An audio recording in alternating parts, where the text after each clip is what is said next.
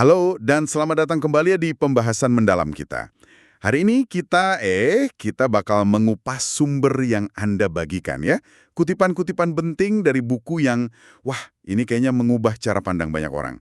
The Power of Full Engagement, penulisnya Jim Lower dan Tony Schwartz. Betul, buku yang menarik banget. Inti gagasannya itu cukup radikal ya menurut saya. Katanya kunci performa puncak, terus kesehatan dan kebahagiaan Anda itu bukan soal pintar ngatur waktu, Bukan? tapi soal cerdas mengelola energi. Waktu kan, ya gitu deh, sumber daya yang terbatas, habis, nggak bisa ditambah. Iya, 24 jam aja sehari. Tapi energi, nah ini dia, katanya bisa diperluas dan diperbarui. Gimana tuh? Dan yang bikin tambah menarik lagi ya, wawasan ini awalnya tuh lahir dari pengalaman mereka melatih atlet-atlet kelas dunia, atlet top. Oh, dari dunia olahraga. Iya, tapi penulisnya nemuin sesuatu yang, bikin kaget juga ternyata. Tekanan yang dihadapi Anda, saya, ya kita semualah kebanyakan orang di pekerjaan sehari-hari, itu seringkali lebih berat dan nuntut ketahanan mental emosional yang, lebih besar daripada atlet profesional. Masa sih? Lebih berat dari atlet kok bisa? Coba pikir deh, kita kan dituntut tampil prima, ya kan? 8 jam, 10 jam, bahkan mungkin 12 jam sehari. Bener juga. Seringkali tanpa jeda atau pemulihan yang benar-benar memadai gitu. Bandingin sama atlet. Atlet itu 90% waktunya itu buat latihan dan pemulihan. Oh iya ya. Demi apa? Demi 10% waktu pas bertanding aja. Mereka juga punya musim libur yang panjang kan? Kita paling cuma beberapa minggu cuti, itu pun kadang pikiran masih ke kerjaan. Iya banget. Kadang liburan malah stres mikirin kerjaan numpuk pas balik. Persis. Atlet itu dilatih secara sistematis buat ngelola energi dan pemulihan. Nah kita, seringnya nggak, jalan gitu aja. Jadi, misi kita di diskusi kali ini gitu ya, kita mau coba gali gimana caranya Anda bisa mencapai keterlibatan penuh.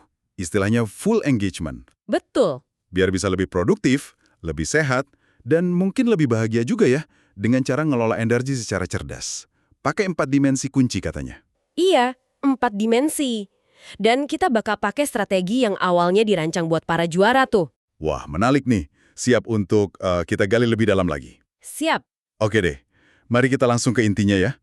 Paradigma lama kan fokusnya tuh manajemen waktu, terus sebisa mungkin hindari stres, hidup dianggap kayak lari maraton. Pokoknya gas terus tanpa henti.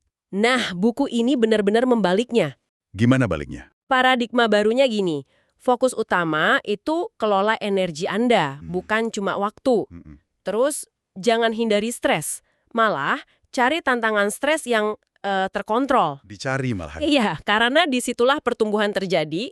Terus, anggap hidup ini bukan lari maraton panjang tanpa ujung, tapi serangkaian sprint. Sprint? Iya. Maksudnya lari cepat gitu? Iya, periode kerja intens, fokus penuh. Tapi, nah ini penting, diikuti pemulihan yang sadar. Jadi ada jedanya. Dan waktu pemulihan itu bukan waktu yang hilang atau sia-sia. Justru bagian produktif dari siklus performa kita. Kedengarannya sih masuk akal ya. Tapi seberapa penting sih ini? Bukannya wajar ya kalau orang kadang-kadang capek? Ini krusial banget. Kenapa? Karena performa Anda, kesehatan Anda, bahkan kebahagiaan Anda itu sangat-sangat bergantung pada seberapa terampil Anda ngelola energi. Waktu emang sama, 24 jam. Iya. Tapi kualitas dan kuantitas energi yang kita bawa ke dalam waktu itu beda banget antar orang. Energi itu bisa dibilang mata uang performa kita yang sebenarnya. Mata uang performa ya? Dan dampaknya gede loh. Buku ini ngutip data Gallup, cukup mencengangkan sih. Kurang dari 30% pekerja di Amerika Serikat itu merasa benar-benar terlibat penuh sama pekerjaannya. Cuma 30%? Dikit banget ya? Terus sisanya gimana? Nah, sekitar 55% itu masuk kategori tidak terlibat. Jadi ya, mereka datang kerja, tapi pikirannya kemana-mana, nggak sepenuh hati gitu. Oke. Dan yang lebih parah lagi, 19% sisanya itu aktif menyebarkan ketidakpuasan. Wah, ini udah negatif banget. Waduh. Bayangin aja dampak negatifnya ke produktivitas, ke moral tim, ke semuanya. Nah, ini pertanyaan buat Anda yang dengerin. Seberapa sering sih Anda merasa benar-benar hadir, fokus penuh, terus semangat gitu pas lagi ngerjain aktivitas penting Anda? Waduh, pertanyaannya nusuk juga ya. Oke. Jadi kalau energi ini kuncinya, gimana cara kita ngelolanya? Tadi disebut ada 4 sumber energi utama ya? Tepat sekali. Ada 4 dimensi energi. Semuanya saling terkait dan perlu kita kelola bareng-bareng. Fisik, emosional, mental, dan spiritual. 4 ya? Oke. Kita mulai dari fondasinya dulu kali ya. Energi fisik. Ini kuantitas energi dasar kita. Bahan bakar mentahnya lah. Oh, jadi ini soal makan, tidur, olahraga, gitu-gitu? Yang standar lah ya? Iya benar. Tapi pendekatannya lebih strategis. Bukan sekedar makan kenyang aja, tapi makan untuk energi yang stabil. Gimana tuh strategisnya? Misalnya, sarapan itu penting banget, jangan dilewatkan. Terus coba makan porsi kecil, tapi sering. 5-6 kali sehari. Isinya yang bernutrisi. Pilih makanan yang indeks glikemiknya rendah. Indeks glikemik rendah. Apa tuh contohnya? Ya kayak sayuran, buah utuh, protein tanpa lemak. Ini biar gula darah kita stabil. Jadi nggak ada tuh lonjakan energi drastis terus tiba-tiba lemes banget gitu. Oke. Biar nggak ngantuk habis makan siang ya? Nah, itu salah satunya. Terus hidrasi juga kunci. Minum air putih yang cukup. Dehidrasi dikit aja udah bisa nurunin fokus sama kekuatan loh. Lalu tidur, ini jelas penting banget. Idealnya 7-8 jam. Kurang tidur kronis itu, udah terbukti banyak kontribusinya ke kesalahan-kesalahan fatal. Buku ini nyontohin beberapa insiden industri besar gara-gara operatornya kurang tidur. Ngeri juga ya. Terus soal olahraga, ada yang spesifik nggak? Nah, ini nih yang menarik. Buku ini nyaranin latihan interval. Interval? Iya, jadi aktivitas intensitas tinggi diselingi periode istirahat singkat. Katanya ini lebih efektif buat bangun kapasitas kardiovaskular sama efisiensi pemulihan dibandingin kardio yang datar-datar aja tapi lama. Oh, jadi lari sprint bentar, istirahat, sprint lagi gitu. Bisa kayak gitu. Atau latihan beban diselingi istirahat. Latihan kekuatan juga penting buat jaga massa otot, apalagi kalau usia nambah. Oke. Terus satu lagi, jangan lupain pemulihan sepanjang hari. Kita tuh punya siklus energi alami, sekitar 90-120 menit. Namanya ritme ultradian. Ritme ultradian? Iya, jadi setelah kita fokus intens selama itu, penting banget buat ambil jeda singkat. Istirahat bentar buat isi ulang baterai. Wah, saya sering ngerasain tuh. Lagi asik kerja, tiba-tiba kok susah fokus ya setelah sejam setengah atau 2 jam. Jadi jeda sebentar itu bukan malas ya, emang perlu. Justru perlu banget.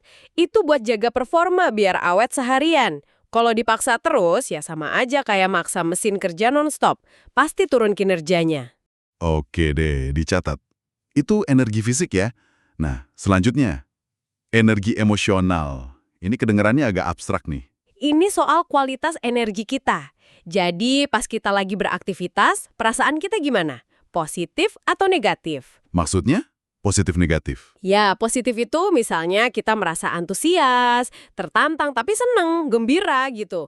Kalau negatif ya kayak cemas, marah, frustrasi, takut. Nah, biar bisa full engagement, tampil optimal, kita perlu belajar cara ngakses emosi positif ini secara konsisten. Kenapa gitu? Karena emosi negatif itu, kayak racun buat performa. Memicu hormon stres kortisol. Kalau kebanyakan dalam jangka panjang, bisa ngerusak fisik sama mental kita. Terus gimana cara ngelola emosi? Kan nggak kayak keran ya, tinggal diputer aja. Bener, nggak segampang itu. Tapi kuncinya ada di pemulihan emosional yang disengaja.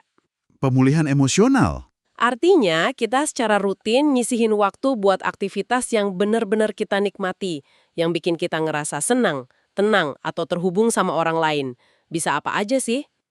Contohnya? Ya, dengerin musik favorit, main sama anak atau hewan peliharaan, ngerjain hobi, ngobrol santai sama teman deket, apa aja yang beneran bikin kita fresh secara emosi. Yang menarik, banyak orang tuh jarang banget ngelakuin ini secara sadar. Malah kadang aktivitas pasif kayak nonton TV kebanyakan. Yang kita anggap santai itu ya? Iya. Itu menurut studi Mihaly Csikszentmihalyi yang dikutip buku ini, justru bisa ningkatin kecemasan lo kalau kelamaan. Wah, serius? Kirain nonton TV itu bikin rileks. Belum tentu ternyata. Perlu aktivitas yang aktif, ngasih nutrisi emosional positif.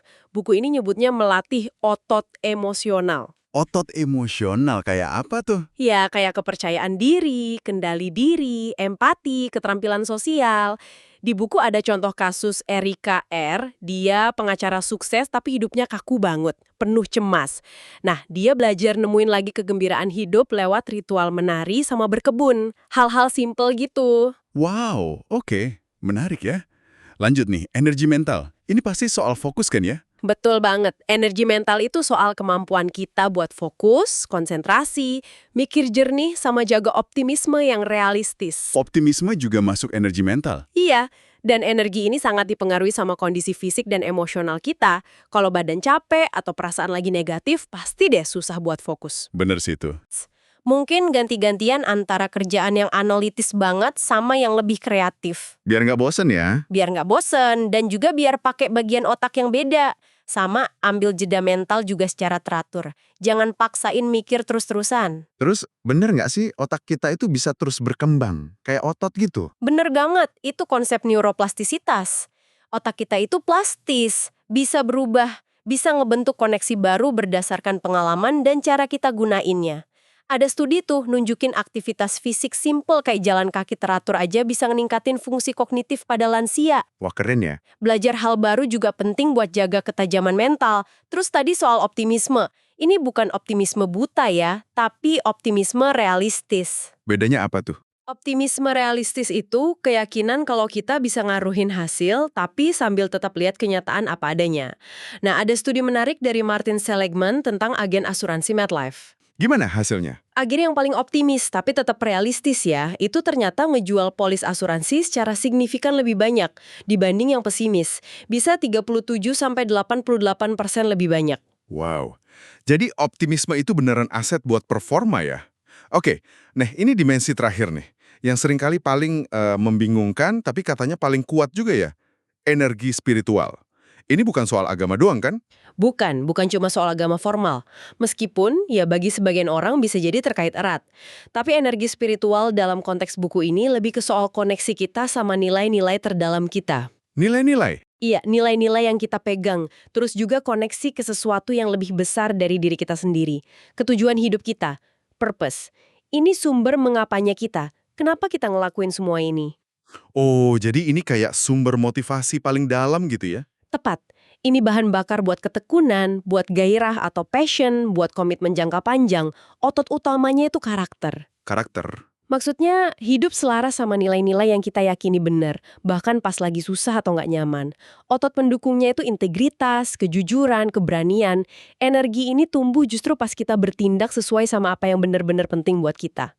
Ada contohnya nggak biar lebih kebayang? Contoh yang kuat banget itu kisah karyawan Cantor Fitzgerald setelah tragedi 1911 di New York. Oh, yang di WTC itu ya? Iya, mereka kehilangan banyak bagang retain kerja, kantor mereka hancur lebur.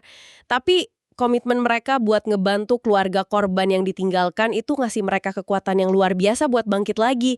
Padahal situasinya berat banget. Wow. Ini sejalan banget sama kata-kata Viktor Frankl, seorang psikiater yang selamat dari kamp konsentrasi Nazi. Dia bilang, dia yang punya mengapa untuk hidup bisa menanggung hampir semua bagaimana. Dalam banget itu. Punya tujuan yang lebih besar dari diri sendiri bisa ngasih energi luar biasa ya ternyata. Oke. Kita udah bahas nih 4 dimensi energi. Fisik, emosional, mental, spiritual. Tapi gimana semua ini kerja bareng dalam praktik sehari-hari? Tadi kan disinggung soal sprint, bukan maraton. Nah, ini dia konsep kunci lainnya. Ritme performa. Atau istilahnya osilasi. Osilasi. Apa tuh? Osilasi itu artinya ayunan atau gerakan bolak-balik. Maksudnya, kita itu nggak dirancang buat terus-menerus ngeluarin energi tanpa henti. Nggak bisa on terus. Jadi harus ada off-nya juga. Harus. Kita perlu nyimbangin antara periode pengeluaran energi, yaitu stres pas kerja atau aktivitas intens, sama periode pemulihan energi secara teratur. Ini sejalan banget sama ritme ultradian alami kita yang tadi dibahas. Siklus 90-120 menit itu. Oh, jadi setelah sekitar 90 menit kerja keras, kita perlu osilasi ke pemulihan gitu ya? Idealnya gitu. Kayak atlet lah. Coba lihat petenis top dunia. Di antara poin, mereka punya ritual pemulihan yang super singkat tapi efektif banget. Gimana tuh ritualnya? Macem-macem.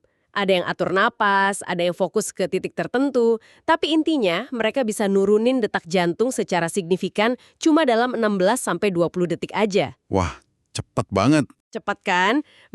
Kita pun perlu belajar secara sadar buat melepaskan diri sejenak. Disengage. Istirahat bentar secara berkala. Biar bisa terlibat penuh lagi, fully engage lagi dengan energi baru. Masalahnya, budaya kerja sekarang sama teknologi ini kan bikin kita kayak harus selalu aktif ya. Email masuk terus, notif bunyi terus, susah buat bener-bener lepas. Nah, itu dia tantangannya. Justru selalu aktif itu kontraproduktif dalam jangka panjang. Kalau terlalu banyak stres tanpa pemulihan yang cukup, itu namanya overtraining. Kayak atlet kebanyakan latihan. Bisa burn out ya? Bisa burnout. Tapi sebaliknya, terlalu banyak pemulihan tanpa tantangan yang cukup, itu undertraining. Kapasitas kita malah nyusut. Keduanya sama-sama ngerusak kapasitas kita. Jadi harus seimbang ya antara stres sama pulihnya? Harus seimbang. Fenomena karosi di Jepang orang meninggal karena kerja berlebihan itu contoh paling ekstrim dari ketidakseimbangan ini. Serem banget ya, Poroshi itu. Berarti stres itu nggak selalu buruk dong. Tadi kan malah disebut kita perlu cari tantangan stres. Agak bingung nih. Nah, ini emang paradoksnya. Stres yang terkontrol, dan nah ini kuncinya, diikuti pemulihan yang cukup, itu justru stimulus penting buat pertumbuhan kapasitas kita. Di semua dimensi energi loh, nggak cuma fisik. Jadi kayak latihan beban di gym gitu ya. Ototnya dikasih stres, beban, terus pas istirahat dia jadi lebih kuat. Persis, analogi otot itu pas banget. Anda kasih beban, stres, ototnya rusak dikit secara mikro. Terus pas istirahat pemulihan, ototnya nggak cuma memperbaiki diri, tapi jadi lebih kuat dari sebelumnya. Itu namanya superkompensasi, biar siap ngadepin beban berikutnya. Oh gitu. Jadi tujuannya bukan ngindari stres sama sekali, itu nggak mungkin dan nggak bagus juga. Tapi belajar ngelola stres itu dan pakai stres itu buat tumbuh. Jadi ingat kata Nietzsche, apa yang tidak membunuh kita, membuat kita lebih kuat. Gitu kali ya? Kurang lebih gitu. Sebaliknya, kalau kita terlalu nyaman, terlalu ngindarin tantangan, kapasitas kita malah bisa nyusut. Ada buktinya? Ada. Studi tentang dampak nedapik dari istirahat total di tempat tidur, bed rest yang kelamaan itu nunjukin hal itu. Kurangnya stimulus fisik malah bikin badan jadi lemah. Sama juga buat mental atau emosional. Kalau kita nggak pernah keluar dari zona nyaman, ya kita nggak berkembang. Bener juga ya. Pelatihan militer yang keras itu mungkin pakai prinsip ini juga ya. Dikasih stres terkontrol biar tahan banting. Iya, itu salah satu contoh vaksinasi stres. Paparan stres terkontrol diikuti pemulihan buat bangun ketahanan. Oke, konsepnya kuat banget nih. Benar-benar mengubah cara pandang soal stres dan performa. Tapi nih ya, jujur aja deh. Ngubah kebiasaan itu kan, aduh susah banget ya. Hahaha, iya. Itu tantangan semua orang kayaknya. Gimana caranya biar semua teori bagus ini nggak cuma jadi angan-angan aja? Biar benar-benar bisa diterapin secara konsisten sama Anda, pendengar kita semua. Nah, disinilah kekuatan ritual positif masuk. Ini penting banget. Ritual positif, apa bedanya sama kebiasaan biasa? Ritual itu perilaku spesifik yang Anda pilih secara sadar, bukan kebetulan, dan didorong oleh nilai atau tujuan yang mendalam buat Anda. Lalu, Anda latih berulang-ulang sampai jadi otomatis, kayak nyikat gigi lah. Kenapa ritual ini penting banget? Karena riset nunjukin sebagian besar perilaku kita sehari-hari, mungkin sekitar 95%, itu otomatis atau reaktif, bukan hasil keputusan sadar kita saat itu. Wow, 95%. Iya, makanya ngandelin tekad sama disiplin doang itu susah banget. Karena tekad itu sumber daya yang sangat terbatas. Gampang abis. Jadi, ritual ini kayak jalan pintas, biar nggak usah pakai tekad terus-terusan? Bisa dibilang gitu, ritual bantu kita mengotomatiskan perilaku baik, jadi nilai-nilai dan niat baik Anda itu beneran jadi tindakan nyata yang terjadwal, nggak cuma wacana. Gimana cara bikin ritual yang efektif? Kuncinya, bikin ritual itu sangat spesifik, jelas banget apa yang mau dilakuin, kapan dilakuinnya, di mana, terus juga presisi, langkah-langkahnya jelas, lalu lakuin secara konsisten selama periode pembentukan kebiasaan. Biasanya butuh 30-60 hari sampai benar-benar otomatis. Ada contoh ritual yang efektif? Banyak, buku ini nyebutin contoh dari mulai rutin olahraga, nulis laporan tepat waktu, sampai ngebantu orang pulih dari kecanduan narkoba dengan ritual nulis resume tiap hari. Intinya, ritual spesifik dan konsisten itu efektif banget buat perubahan perilaku. Oke, jadi ritual ini cara praktisnya ya. Nah, ada kerangka kerja atau langkah-langkahnya nggak buat memulai perubahan ini? biar lebih terstruktur gitu? Ada. Buku ini nawarin proses 3 langkah yang sederhana tapi cukup mendalam sih menurut saya buat perubahan yang benar-benar nempel lama. Apa aja tuh 3 langkahnya? Pertama, definisikan tujuan Anda. Define purpose. Kedua, hadapi kebenaran. Face the truth. Ketiga, ambil tindakan. Take action. Oke, tujuan, kebenaran, tindakan. Coba kita bedah satu-satu ya. Pertama, definisikan tujuan. Ini langkah paling dasar tapi krusial. Ini soal ngehubungin perubahan yang pengen Anda lakuin itu sama nilai-nilai Anda yang paling dalam. Apa sih yang benar-benar penting buat Anda dalam hidup ini? Pengen dikenang sebagai orang yang kayak gimana? Jadi cari why-nya dulu ya. Persis. Temukan mengapanya. Bikin visi yang jelas. Mau itu buat pribadi atau profesional. Ini bakal ngasih Anda energi spiritual, kompas arah yang kuat. Tanpa tujuan yang jelas, susah buat bertahan pas lagi susah nanti. Oke, masuk akal. Setelah punya mengapa, langkah kedua. Hadapi kebenaran. Ini kedengarannya agak konfrontatif ya. Hahaha, iya. Dan emang ini seringkali bagian yang paling susah. Karena ini nuntut kejujuran radikal sama diri sendiri. Jujur soal apa nih? Jujur lihat secara objektif, gimana sih Anda ngelola energi Anda sekarang ini? Terus bandingin sama gimana Anda pengennya sesuai tujuan tadi. Akui kalau ada gap atau kesenjangan. Kesenjangan antara apa? Antara nilai yang Anda bilang penting sama perilaku Anda sehari-hari. Kita semua kan punya mekanisme pertahanan diri ya. Pandai banget nipu diri sendiri kadang-kadang. Contohnya gimana tuh kesenjangan? Ya kayak tadi, misalnya kita bilang kesehatan itu prioritas. Tapi kenyataannya sering begadang, makan junk food terus, nggak pernah olahraga. Atau bilang keluarga penting, tapi pas di rumah malah sibuk sama gadget. Jarang ngobrol beneran. Aduh, iya juga ya. Nah, hadapi kebenaran itu juga berarti ngakuin konsekuensi jangka panjang dari pilihan-pilihan gampang tapi ngerusak. Kayak terus-terusan multitasking padahal itu sebenarnya nurunin produktivitas. Atau nunda makan sampai kelaparan banget, terus jadi kalap. Atau gampang banget nyalahin orang lain atau keadaan.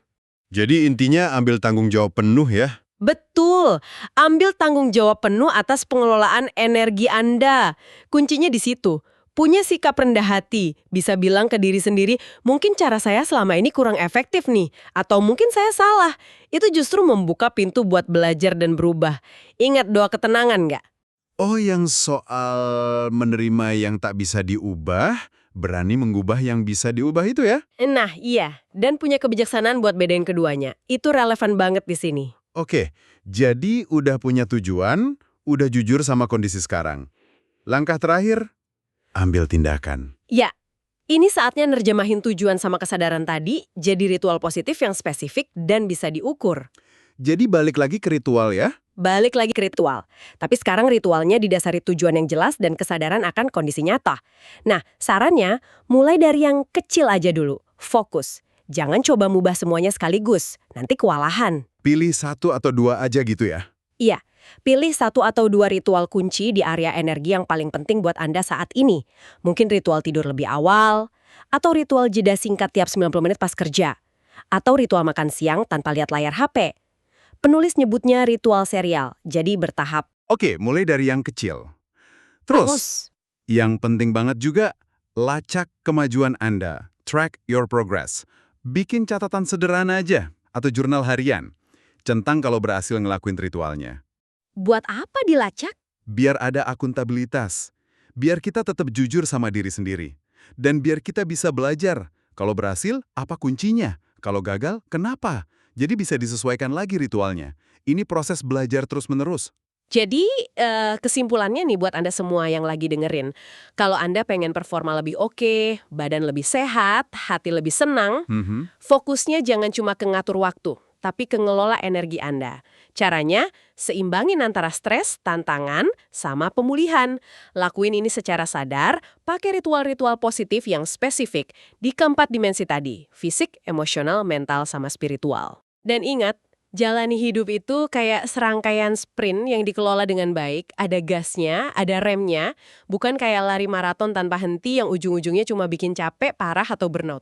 Bener banget. Dan perlu diingat juga ini tuh proses latihan yang berkelanjutan. Mirip banget kayak atlet yang terus-terusan latihan buat jaga performa puncaknya. Nggak bisa sekali jadi. Bedanya mungkin? Bedanya, musim pertandingan kita dalam karir dan hidup itu jauh lebih panjang dari atlet profesional. Bisa puluhan tahun kan? Iya juga ya. Jadi investasi buat ningkatin kapasitas energi Anda itu sebenarnya investasi jangka panjang yang, wah, berharga banget buat diri Anda sendiri. Setuju banget. Nah, sebagai penutup nih ya, kami pengen ninggalin satu pemikiran buat Anda renungkan. Silahkan. Tentang seseorang yang ngadapin tantangan, terus dia gali potensi dirinya yang terpendam, dan akhirnya nemuin makna yang lebih dalam. Iya ya. Gimana kalau Anda coba lihat tantangan sehari-hari dalam ngelola energi Anda? Rasa capek, itu gampang ke distract, emosi negatif yang kadang muncul, atau rasa malas. Gimana kalau itu semua dilihat bukan sekedar sebagai beban atau tugas yang ngebosanin? Terus dilihat sebagai apa? Gimana kalau Anda lihat itu sebagai bagian dari perjalanan pahlawan Anda sendiri? Sebuah arena gitu ya, tempat Anda buat ngelatih otot energi Anda. Dan tempat Anda buat secara aktif nunjukin nilai-nilai terdalam Anda lewat tindakan nyata sehari-hari. Kira-kira kalau pakai perspektif itu, bakal ngubah cara Anda ngadepin hari esok nggak ya? Pertanyaan yang menarik buat direnungin. Oke deh, terima kasih banyak sudah menyimak pembahasan mendalam kita kali ini. Semoga bermanfaat ya. Semoga bermanfaat. Sampai jumpa lagi di kesempatan berikutnya.